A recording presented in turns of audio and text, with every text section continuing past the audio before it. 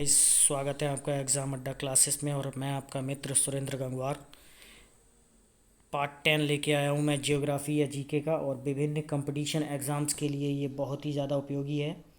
और I hope, मुझे पूरी उम्मीद है और ऐसा मेरा विश्वास भी है कि अगर आपने प्लेलिस्ट में जाकर मेरी सभी वीडियो परमानेंटली देख रहे हैं तो एक भी क्वेश्चन यहाँ से बच नहीं सकता। आगे बढ़ते हैं गाइस, देखते हैं वह पठार कौन सा है जिसमें पश्चिम और पूरब दोनों बहने वाली जल निकास प्रणाली है। मालवा, छोटा नागपुर, रांची या हजारीबाग। तो वह पठार जिसमें पश्चिम और पूरब दोनों ओर बहने वाली जल निकास प्रणाली है वह है मालवा का पठार। इसमें पश्चिम और पूरब मतलब पश्चिम और पूरब दोनों ओर बहने वाली जल निकास प्रणाली है। ठीक, वह है मालवा। आगे बढ़ते हैं। निम्नलिखित में से किस शहर में विश्व का दूसरा सबसे लंबा समुद्रीय तट स्थित है? निम्नलिखित में से किस शहर में विश्व का दूसरा सबसे लंबा समुद्रीय तट स्थित है? तो कहाँ पर स्थित है? चेन्नई में। किस शहर में विश्व का दूसरा सबसे लंबा समुद्री तट स्थित है? कहाँ पर? चेन्नई में।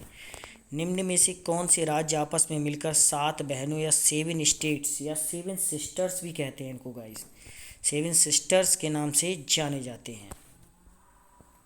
तो हमारा राइट आंसर क्या होगा? फर्स्ट, त्रिपुरा। इससे याद रखेंगे टी, मेघालय एम, और असम ए, अरुणाचल ए, और नागालैंड एन, और एम एम। ठीक, तमान एम एम, तमान एम एम। ठीक, या TMMAN से भी इसको याद रख सकते हैं। ठीक है, इस त्रिपुरा, मेघालय, असम, त्रिपुरा, मेघालय, असम, अरुणाचल प्रदेश, नागालैंड, मणिपुर और मिजोरम, इन्हें 7 सिस्टर के नाम से जाना जाता है। कौन कौन से गाइज? त्रिपुरा, मेघालय, असम, अरुणाचल प्रदेश, नागालैंड, मणिपुर और मिजोरम। आगे बढ़ते हैं गाइज, क्वेश्चन नंबर 184 पे आते हैं। कर्क रेखा निम्न में से कौन से भारतीय राज्यों से होकर गुजरती है? तो देखते हैं गाइस, कर्क रेखा जो है भारत में 8 राज्यों से होकर गुजरती है। गुजरात, मध्य प्रदेश, छत्तीसगढ़, झारखंड, पश्चिम बंगाल, त्रिपुरा और मिजोरम। इसके लिए एक ट्रिक भी आती है, मित्र पर गमछा झार। ठीक, मित्र पर गमछा झार।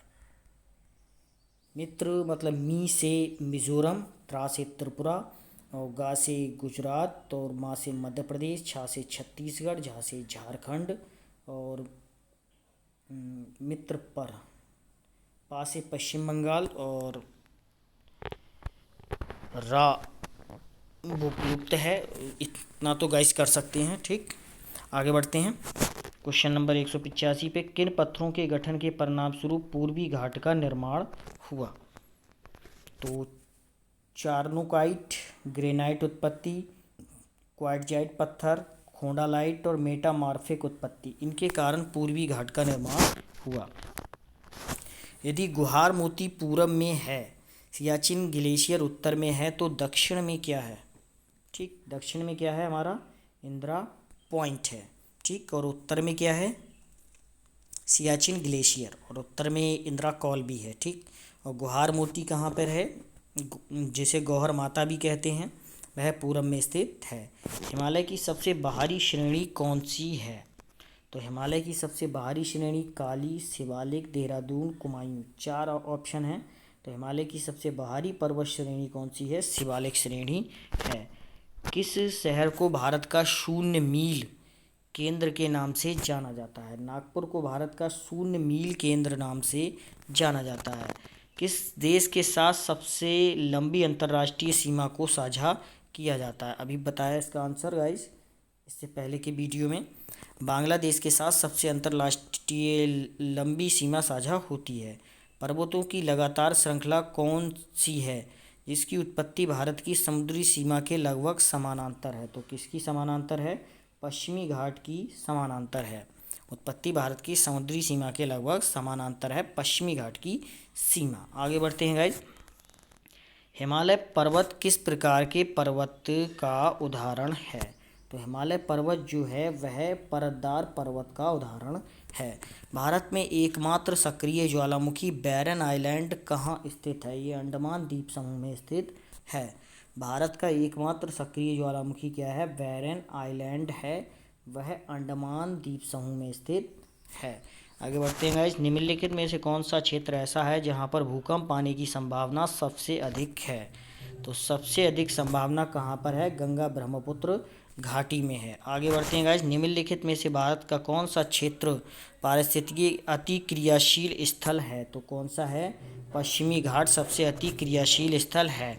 पाक जलडमरू मध्य तथा मन्नार की खाड़ी द्वारा निर्मित तंग समुद्री जलमार्ग के कारण इनमें से कौन सा देश भारत से अलग स्थित है? श्रीलंका अलग स्थित है। सियाचिन हिमनद निम्नलिखित में से किस घाटी के निकट स्थित है? ये नुब्रा घाटी के निकट स्थित है। सियाचिन हिमनद निम्नलिखित में से किस घाटी के निकट स्थित है? ये नुब्रा घाटी के निकट स्थित है। भारत में सबसे लंबा समुद्र तट सी बीच कहाँ है?